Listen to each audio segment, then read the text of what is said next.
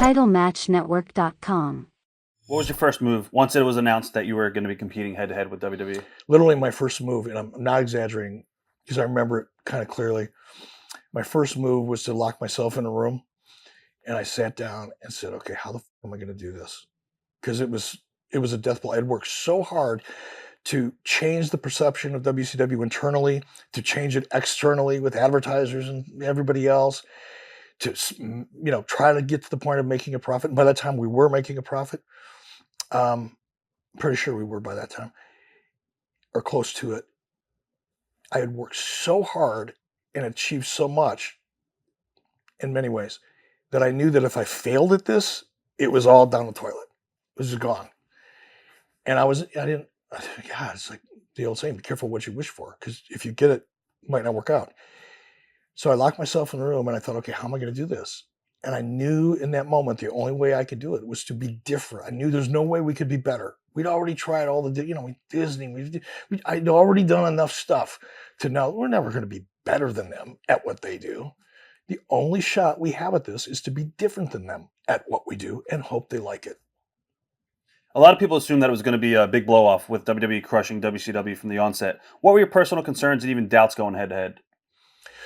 Once I sat in that room by myself and the concept or the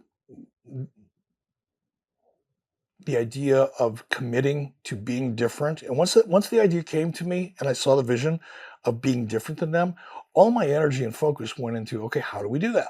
I literally made a list on a yellow legal pad. Their tape, we're live. They're family kitty comic book type characters. I don't mean that derisively, but they're appealing to kids. They're selling ice cream cones. We're going to go for 18 to 34-year-old males. Just broke down everything that they did well. And then I try to figure out, okay, well, if they're doing that, I can't beat them at that. How do I do this? And by the time I got down to the end of that yellow legal pad, I was so committed to it and I believed in it so much and was so passionate about it that I really didn't have any doubts. The doubts would have occurred if I would have never been able to come up with a list. Right. If I didn't have a plan, then I would have jumped off a building. But I believed in it. It was very helpful.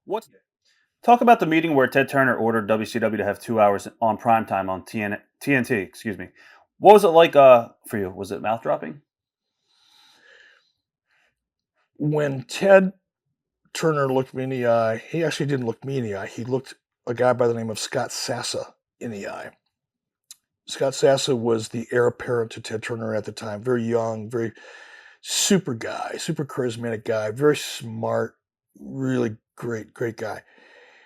Scott was it was Ted Turner, myself, Scott Sassa, Harvey Schiller, and Brad Siegel wasn't there because Brad Siegel, who was the president of TNT at the time, wasn't there. But Brad Siegel reported to Scott Sassa.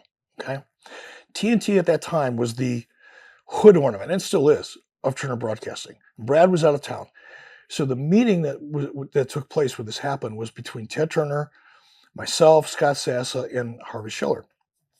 And honestly, and I had a pretty good relationship with Scott. I mean, it's not like we were friends or tight or went out and drank beer or anything like that. But I could talk to him. And we were having success at the time. And Scott was very supportive of the success we were having, even if he wasn't supportive of the product. And I was there because I wanted to do a deal with Rupert Murdoch for Star TV over in China. We were really close to starting to make a lot of money. And I knew that was a deal that would put us way over the top. So I had spent a week or two doing my diligence and putting together my presentation. And I knew because Ted Turner and Rupert Murdoch were like this at the time. They did not get along. And I knew if I just went and closed the deal without getting Ted's blessing, my career would be over. My ass would not even have been hit by the door. So I thought, okay, I got to get Ted's blessing on this. And I can't just call up Ted and say, hey, I want to talk to you. I have to go through the thing, right? So I got Scott involved and Ted was there, Harvey was there for obvious reasons. And I was there to pitch Ted on letting me do an international distribution deal with China. And I got about, I don't know, memory's not the same, but I probably got about a minute into my pitch. And Ted looked at me and said, oh, Mark, oh, well, what do we got to do to make this thing competitive with Vince McMahon? I was here to pitch China. I don't have a fucking clue what to do to compete with the WWF. He didn't say Vince McMahon, he said Right. WWF. I was not ready for that. And my first reaction, I used to fight a lot and box and kickboxing and all that. My first reaction is, when you're getting your ass kicked, the first thing you do is tuck your chin and put your fists up. Don't get beat up anymore. So and mentally I'm going, okay, I got to tuck my chin and figure this fucker out before he asks me another question. And I said, well, he's in prime time. We're at 6 o'clock on a Saturday night, 3 o'clock Saturday afternoon on the West Coast. So the only way we could be competitive is if we were in prime time. It's logical. It wasn't bullshit. I thought, okay, I'm off the hook. And he looked right over.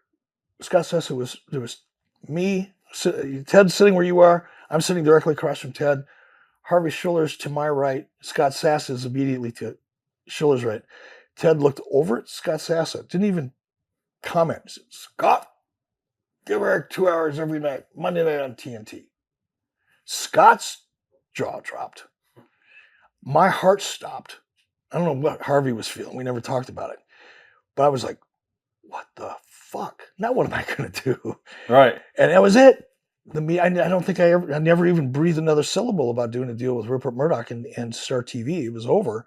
And I remember walking out of the office, and I think Scott was probably pissed off because it's not what he would have wanted. Harvey was probably good with it. I was in shock. Why was the first episode of Nitro from the Mall of America? Talk about the mindset behind the unique atmosphere and location. I'll go back to what we talked about earlier in this interview. Where else were we going to launch Nitro? Keep in mind, this was still WCW that was drawing. By that time, now we started to improve things a little bit with Hulk and some of the other talent we had. But it wasn't like we were going to go to, the Omni and put 25,000 people in a building so that the building looked great. The idea for going to the Mall of America, and if you remember that show, is it had a kind of a circular atrium. Right. And it went up a bunch of different levels. And we knew visually with cameras, we could put people around all the way up and shoot down and shoot up at the people.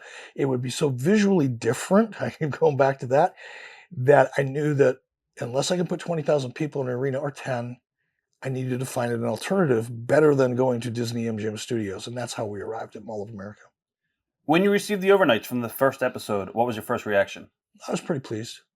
I didn't have a lot of expectations. I wasn't sure. Right. There's no way of knowing for sure how the audience is going to react. You do everything you can, and we did, but I was satisfied. Did you feel a lot of pressure going into the second week? Now that, I think the first week Raw was preempted, so now you were going head to head with those guys. I didn't.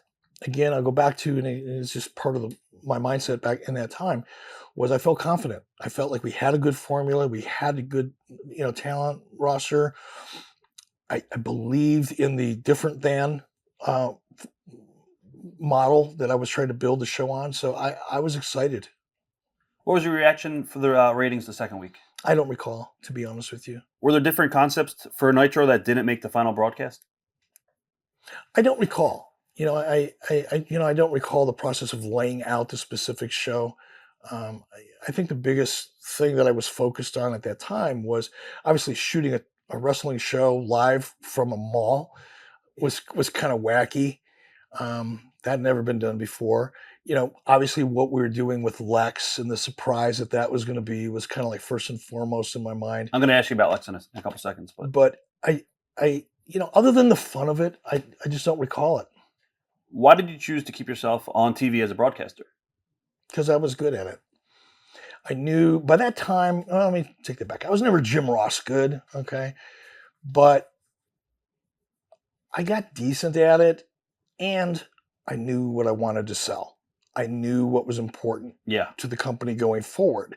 So I had the advantage of being moderately good at it, but the distinct advantage of knowing what I needed to sell and when and how. Were you ever concerned that you might have been spreading yourself too thin? No. I've done that my entire life. To this day, I do that. What's the pressure like trying to launch a new show with the the new concepts and less than 2 months to prepare for the debut while competing against the industry leader? You know, it's funny when I look back at that time, the launch of the show, and I only having a couple months to do it. It's kind of like pain when you go back and go, "Ah, I remember I broke my leg in that high school football game." Well, you know you did it, but you don't remember the pain. And I don't remember anything but fun. Now I know it was hard, and I knew there were, and I know now that there must have been, challenges, and I'm sure I was working 18 and 20 hours a day, and all that stuff. But the only thing that I remember is the excitement and the enthusiasm. I don't remember breaking my leg. TitleMatchNetwork.com